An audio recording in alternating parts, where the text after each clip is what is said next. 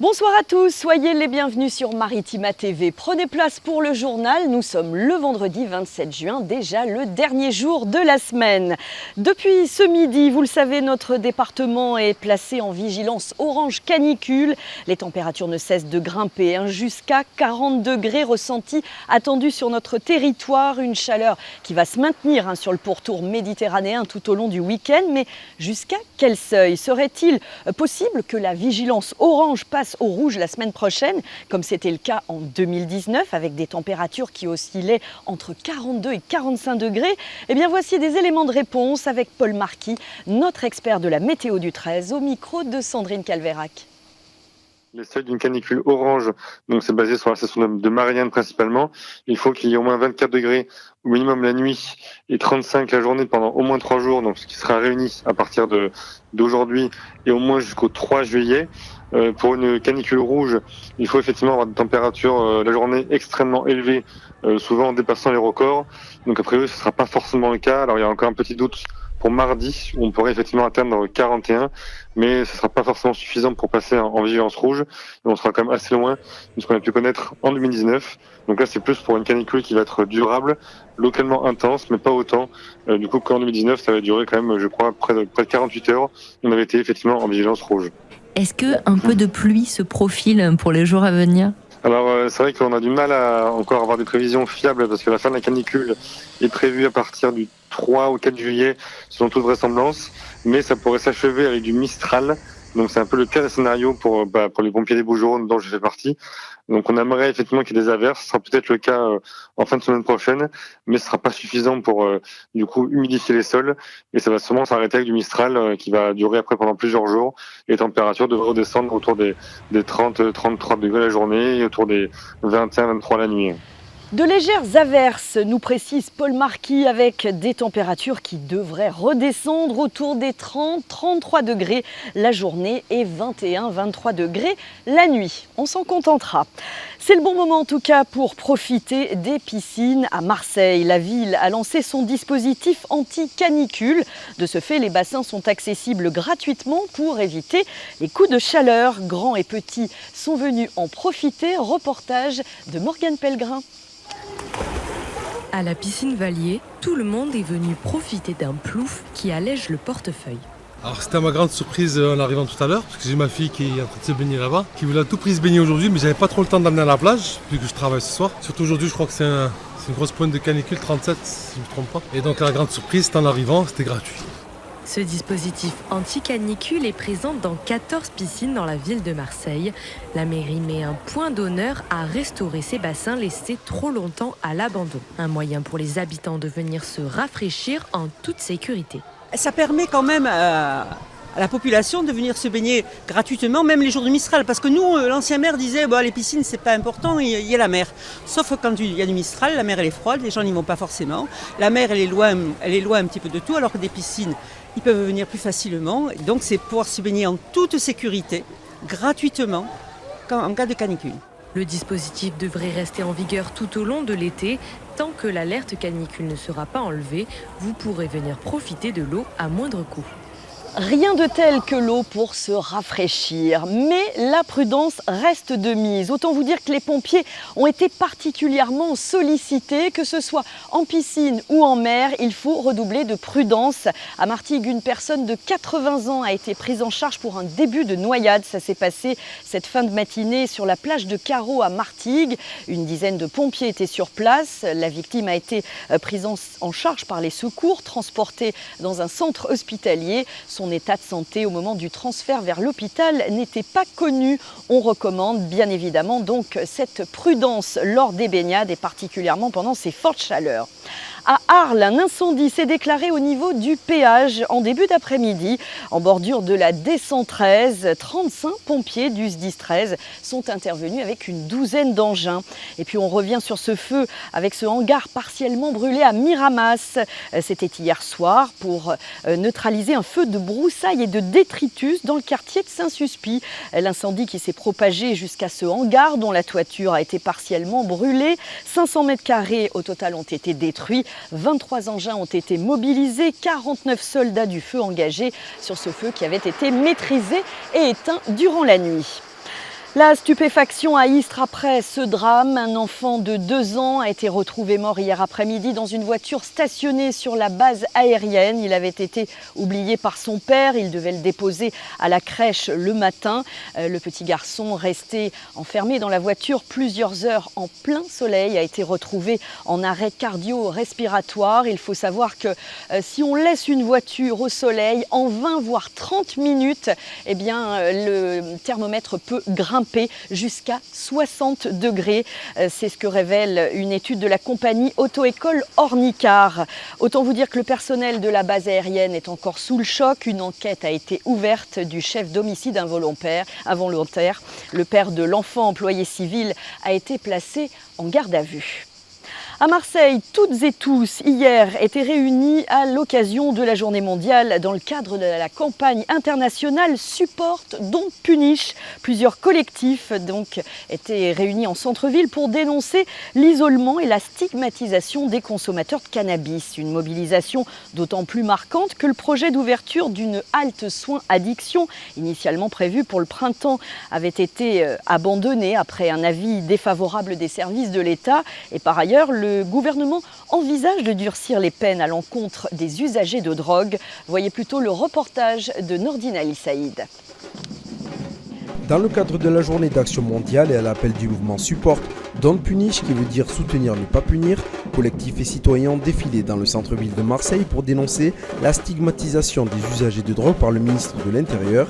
Sylvain, étudiant infirmier, brandissait une pancarte « La répression plane, nous aussi ». Je pense qu'il y a une assimilation entre consommation et trafic qui n'est pas la bonne. Pour moi, il faut réussir à créer des espaces de consommation pour avoir des lieux safe, pour pouvoir mettre à l'abri les consommateurs et réduire les risques.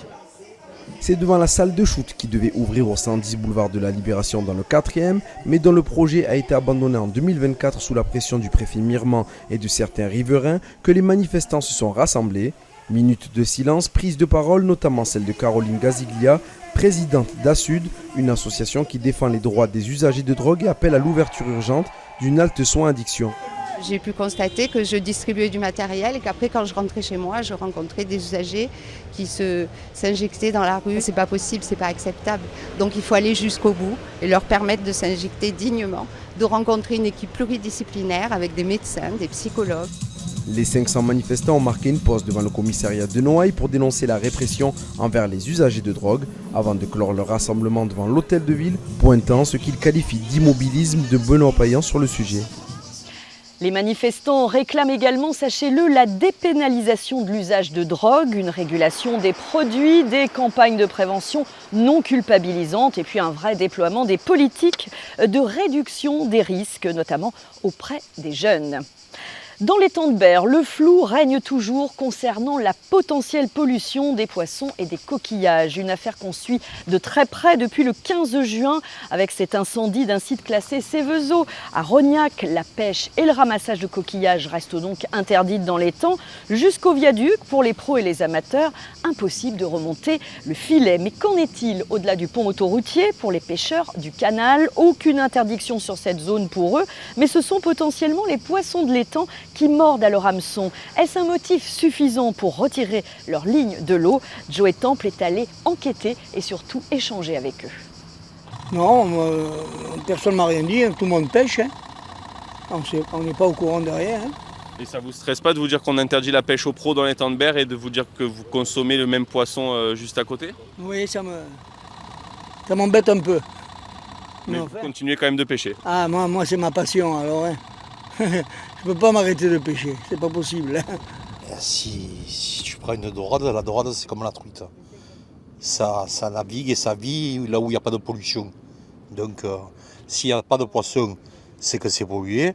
S'il y a du poisson, c'est que c'est pas pollué. Voilà.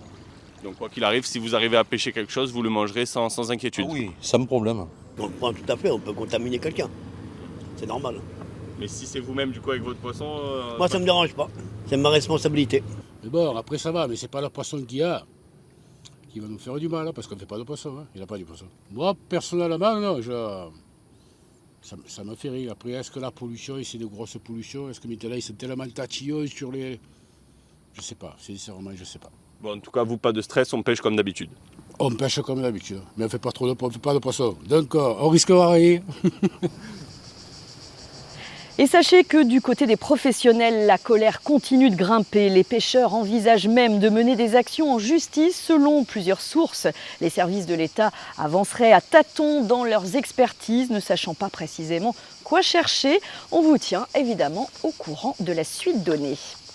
Bientôt les vacances et les grands départs sur nos routes. On vous l'annonçait dans la semaine, le week-end du 4 au 6 juillet sera particulièrement chargé pour les automobilistes aux alentours de Marseille. La section de l'autoroute A7 entre l'Hôpital Nord et Saint-Charles sera fermée pour cause de travaux sur 2 passerelles qui vont être entièrement reconstruites.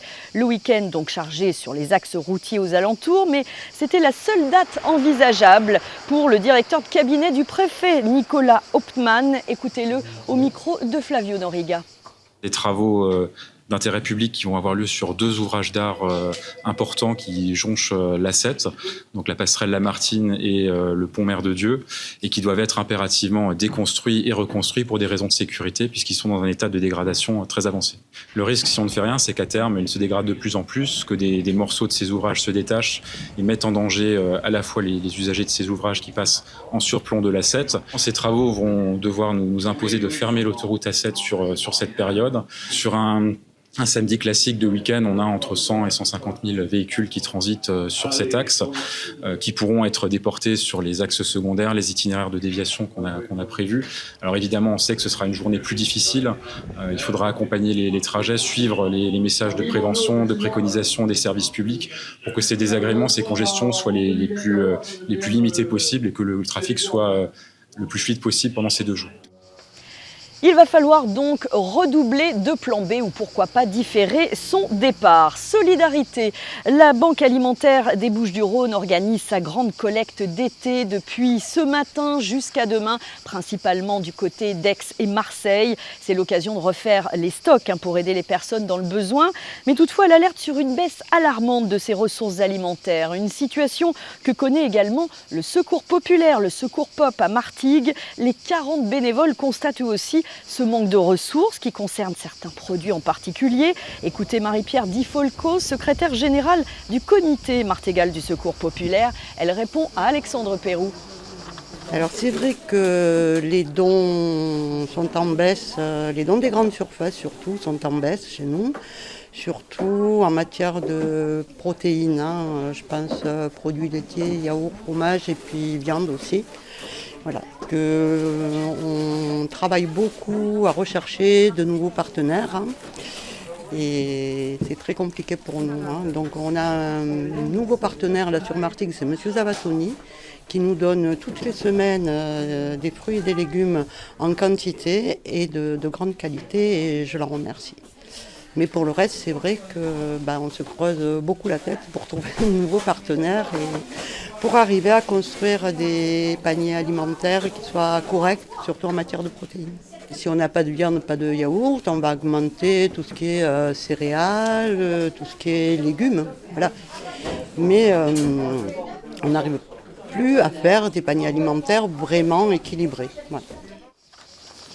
Le Secours Pop qui réclame aux grandes surfaces la livraison de produits avec des dates de péremption plus longues, mais aussi davantage de produits avec des protéines. C'est important.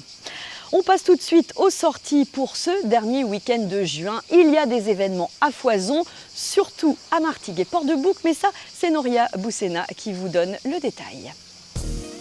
Ce week-end, la ville de Martigues rend hommage à ses traditions maritimes avec la fête de la mer et de la Saint-Pierre. 2 jours de festivités populaires entre ferveur, convivialité et gastronomie locale. Les sardinades, un temps fort de l'événement, se tiendront sur le quai Marceau et la place de la Libération ce vendredi dès 20h et samedi de 11h à 14h30 et de 20h à 23h30. La journée sera marquée par des temps forts entre tradition et hommage. 17h, jeu d'antan dans le quartier de Lille pour revivre les plaisirs simples d'autrefois. À 18h, messe à l'église de la Madeleine. À 19h, procession de la Saint-Pierre, protecteur des pêcheurs, et dès 20h, dévoilement d'une plaque en l'honneur de Serge Vianello, figure locale du monde maritime. De son côté, la ville de Port-de-Bouc célèbre la fête des gens de mer et des pêcheurs ce dimanche de 9h30 à 16h. Au programme messe, défilé avec fanfare et majorette, cérémonie en mer, bénédiction, levée du pavillon bleu, embarquement gratuit à bord du 600 Pau et spectacle d'eau assuré par le bateau-pompe Louis Collet 2. L'après-midi se poursuivra sur le cours Landrivon avec repas, réservation auprès de l'Office de tourisme de Port-de-Bouc, animation folklorique et concert à 15h30. À noter que les sardinades sont de retour dès samedi et ce jusqu'au 31 août. Coup d'envoi ce dimanche des fêtes de l'étang. Au programme une chasse au trésor inédite, la chasse à la berlue avec 5 parcours pour petits et grands et des lots à gagner, mais aussi un spectacle participatif en 3 épisodes joués dans 3 villes avec les habitants. Rendez-vous tout l'été dans 9 communes autour de l'étang, Berlétang, Martigues, Vitrolles, Istres, Saint-Chamas et bien d'autres. Les cabanes du port font leur grand retour à Fos-sur-Mer. Dès samedi, rendez-vous sur le port de Plaisance Claude Rossi pour le plus grand bonheur du public. Véritable rendez-vous estival.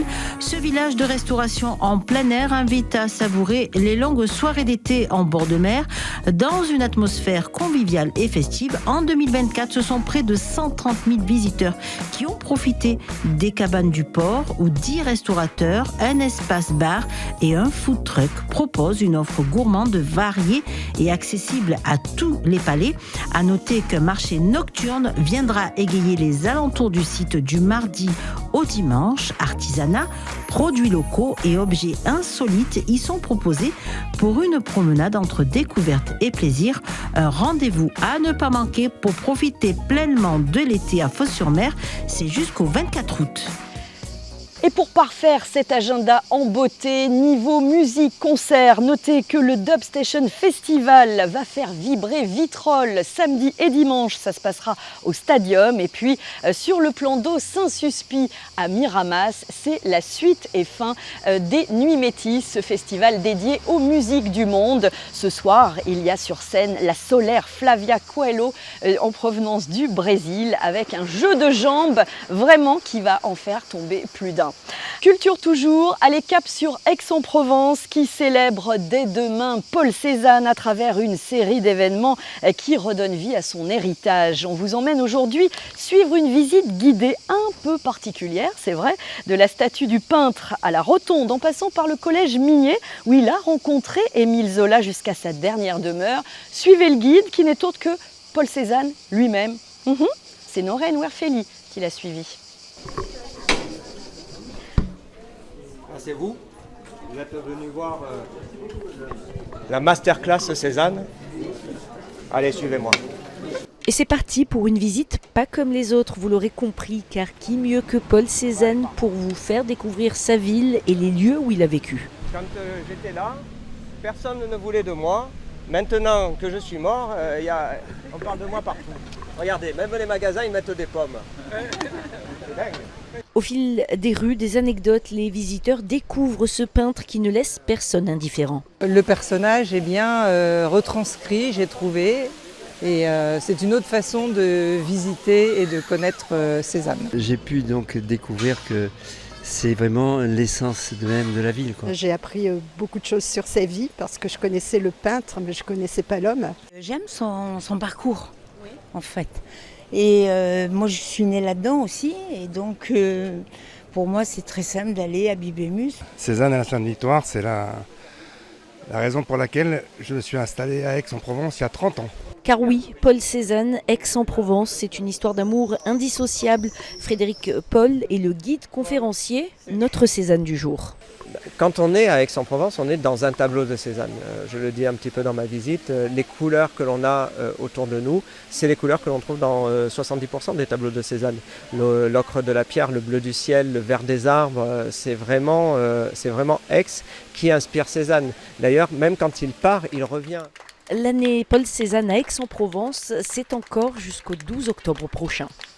L'année Cézanne qui va donc drainer des touristes et des locaux. Il va falloir donc en profiter pleinement et pourquoi ne pas attendre justement plus longtemps pour suivre cette belle visite. On termine avec un mot de football et de quoi réjouir les fans de l'OM puisque la Ligue de foot professionnelle vient de dévoiler le calendrier de la prochaine saison de Ligue 1. Eh bien, notez le premier classico entre l'OM et le PSG. Il se jouera le 21 septembre à Marseille. La première journée pour les Olympiens, eh bien, ce sera le week-end du 17 août avec un Rennes-Marseille et puis un derby de l'Est Metz-Strasbourg. En tout cas, en attendant, on oublie momentanément le football puisque c'est le break. On pense aux joutes, pourquoi pas foncer au tournoi dimanche, au tournoi de la Saint-Pierre avec la joute provençale dans toute sa splendeur. Et moi j'en profite pour faire un clin d'œil tout particulier à Hector Fabre qui assure la relève de toute une génération dans sa famille de jouteurs pour la jeune lance Martégal. Salut Hector, très bon week-end à tous. Et puis on se retrouve évidemment la semaine prochaine. En attendant, rafraîchissez-vous. Bye bye.